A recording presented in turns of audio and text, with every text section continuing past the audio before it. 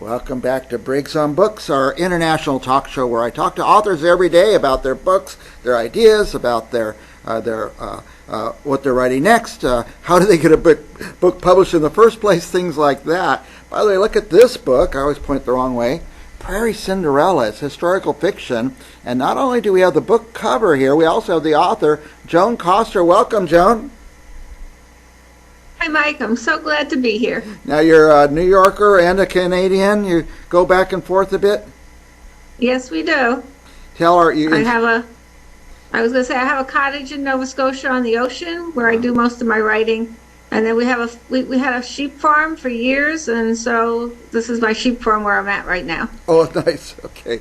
Are you, let's see, I have your book cover here. You have several books out. I want to talk to you about this one first.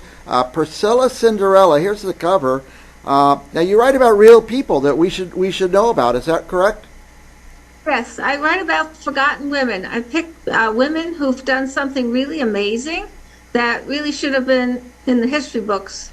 So I like digging. I'm a researcher, and I love digging up information about these women. Yeah, the next question I always ask is there a lot of research? You like the research part? I love the research part. I have a doctorate, and I did a lot of research for that and got really into doing research. Yeah. And so when I started writing fiction, it was the biographical element that appealed to me. And also the idea of taking somebody's real life and trying to imagine their thoughts and their feelings as they live that life is very exciting to me. By the way, your protagonist, I guess you would say, I think we have a picture of her. Here it is. Tell us about her. Okay, well, in the book Prairie Cinderella, the heroine is actually a young girl who was born in a log cabin in Madison, Wisconsin, when there were 60 people living there. And at the time, that was considered the Wild West. Her father was a surveyor for the U.S. government, and he mapped most of Iowa, Nebraska, that whole area. He was the one who made the original maps. And so the family moved around, and she ended up being in Fort Smith, Arkansas, when the Civil War broke out. And you said something about, I have this a picture of a statue of Lincoln. Tell us about that. Okay, well, this is what was so amazing about her. When the Civil War broke out, her family, who were Northerners, because they originally were from Wisconsin, decided that they needed to move to Washington City, which is what it was called at the time. So here she went from running wild on the prairies, pretty much. She was a horseback rider. She really loved that wild country. She ended up being in Washington, D.C. And at the time, it was the Civil War was going on. It was highly political. And somehow she talked herself. She was very small. She was less than 5 feet tall. She looked very young. Her exact age is up for questions because it's different on every census. She kept losing years. Okay, so I've chosen an age for her, but I talk about that in the author's note that there's questions about how old she was. She talked her way into sculpting Lincoln during his nap time.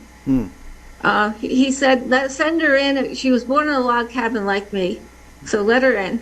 So she was the only one who actually sculpted Lincoln from life.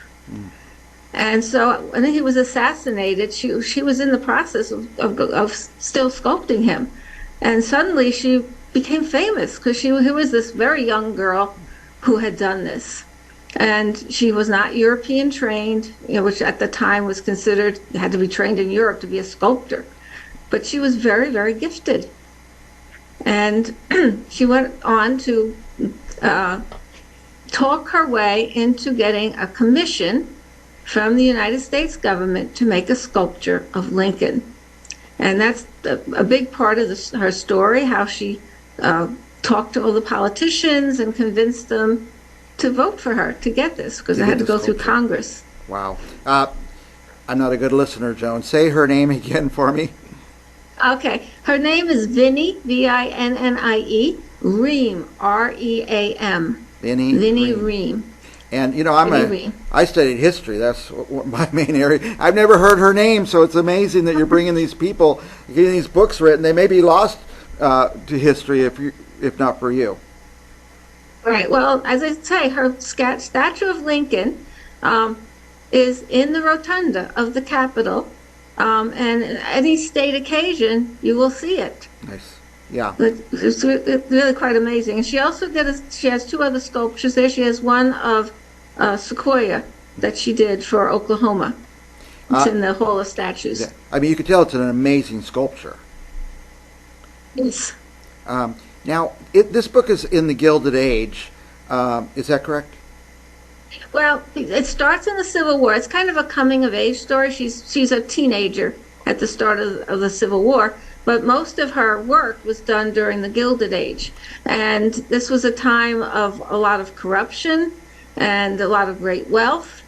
And she was friends because of her political ties. She knew presidents. She knew all of the members of Congress. She knew all the artists of the time. She was just, actually, the back of my book, I have a list of all the historic people in the book and what they did. Many of them did many amazing things. Yeah. It's amazing. Almost, I don't think there's one fictional character in the entire book. Okay. Right. And I'm going to learn a bit about that period by reading your book, which I love. That's why I like historical fiction. You get to know the people in the era and what's going on around them, what's happening in the world at the time. Tell me about, here's a couple more books, and 3 books, I guess. These are they a series or are they standalone books? They're all standalone books. Each is about a woman's life. What ties them together is they're all forgotten women who I think people should remember because what they did was spectacular. For example, the Anna Dickinson. This is that Dickinson girl. Uh-huh. Okay, and this is the story of Anna Dickinson, who I'm sure you haven't heard of. Nope. She was the most popular woman in the United States during the Civil War. She was an orator, and she was the first woman hired by the Republican Party to campaign for them. Wow. Amazing. And the most interesting thing is she addressed Congress. She actually made them pay to attend. Nice. They had to pay to hear her speak. Yes, to hear her speak in the halls of Congress, in the House of Representatives. Yeah. They had to pay.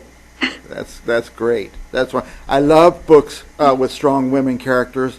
I like to buy those books and give them to girls, women, and because it's amazing. People need to know about this. Let's see. Here's the slide of the 3 books again. Is it what's the other one?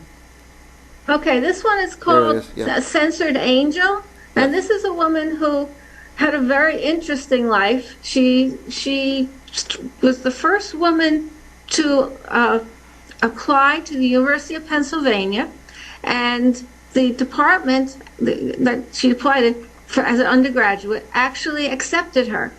But the board of the University of Pennsylvania said that the facilities weren't appropriate for a woman. Mm-hmm. And she was very bitter about that, her life. Yeah. And so she set out to do her own research. She was a researcher too. And she eventually wrote her dissertation, but she had to try to support herself, and she ended up becoming a spiritualist and a marriage counselor. And so she ran into some problems because at that time you couldn't mail marriage pamphlets through the mail. Huh. And so she got in trouble with Anthony Comstock of the Comstock laws. Yeah. And he was very upset with her. And so this is the story of her and her battle with Anthony Comstock. Okay. Now, by the way, Joan, I'm always having to pick the next book I'm going to read. It's hard because there's millions. But when I see one with a medallion on the cover like that one had, tell us about that. Okay, this was the first prize winner in historical fiction for the Book Fest. Nice. So, yeah. Anyway, And it's won other awards too. It was shortlisted for the Chanticleer, and so was this one. They were both shortlisted, which is for historical fiction. That's an award for historical fiction. So maybe the next one will be too. Let's hope. So we hope Maybe so. the story will get an award too. Yeah, and my point is, I've won a lot of awards for my writing. it just helps me pick the next book.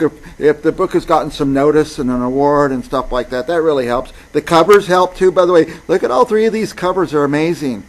This is actually Vinnie Ream. That's her photograph.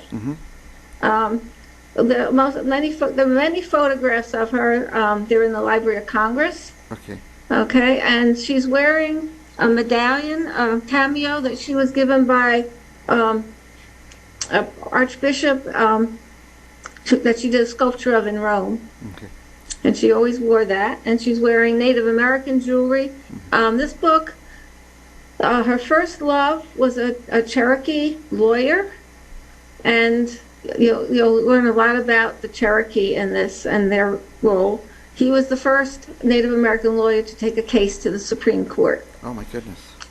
I am going to, and people ask me this question seriously all the time when they say, "What are you reading now, Mike?" I'm going to say, "I'm reading Joan Koster. Have you read her books?" That around Okay, town. well, I think you would really like Prairie Cinderella. Okay, maybe I'll start with that one. I know, but people may not have heard of her, but I bet everybody knows this painting of her. Let's see if I can show it here. Is it showing? Yes. Okay.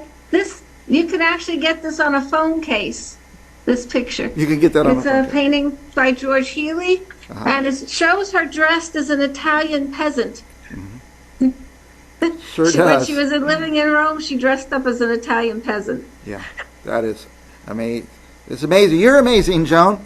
I'm so excited about these books. I'm excited I found you, and I hope our viewers will go and check these books out. By the way, I never buy one book when I'm doing my book buying. I buy 3 copies or 5 copies or 10 copies sometimes, and I give them away to people. I always have to be giving gifts to people. I'm not sure why, but I love to give books, and these will be great to give out. Joan, who's going to read these? Historical fiction fans, I guess? Well, I think of historical fiction fans for sure, but I think that anybody, I have to say, I also write romantic suspense. So my books tend to be exciting. There's a murder in this book. Okay, so they're not slow reading. All right, and the other thing about these books, I like to think of them as, if you look at this person's life and how she managed to overcome a lot of obstacles. I mean, the title Prairie Cinderella is what she was called at She the was time. called that. Wow. Okay, they recognized that she didn't have the training and the background that you would expect, and she did things that other women artists at the time didn't. For example, she did marry and have a child, so different. Now, I want to say the other sculpture she did is the sculpture of Farragut in Farragut Square in Washington, D.C., which I think a lot of people know. Yes. I will, next time I'm in D.C., I'm going to visit her sculptures, that's for sure. Joan, we've gone way past time. I can't stop talking to you. You're fascinating, and your books are fascinating, too. Any last thoughts you want to share with our viewers about you, your books, or anything in the world? Well, I'd like to say that there's a lot of history that we need to know more about, and so I have a blog, and on every month I post an article about a different forgotten woman. Okay. So if you're interested in forgotten women or just history in general, my blog is at joankoster.com, so it's real easy to find. Very good. And as I said, I think anybody who wants to just anything about history, for example, the world's fastest woman went 20 miles an hour. Oh, my goodness. But she was the first woman to drive a car, and it was originally an ad. They were going to have her sit in the car, and she just took off, and she was winning races and things. So I mean, it's a lot of it's just a lot of fun. Well, as soon as we finish this interview, I'm going straight to joankoster.com. It's right there on the screen. Read some of these amazing stories. Joan, we're way past time, but thank you so much. I hope you come back again and again. You're a wonderful guest.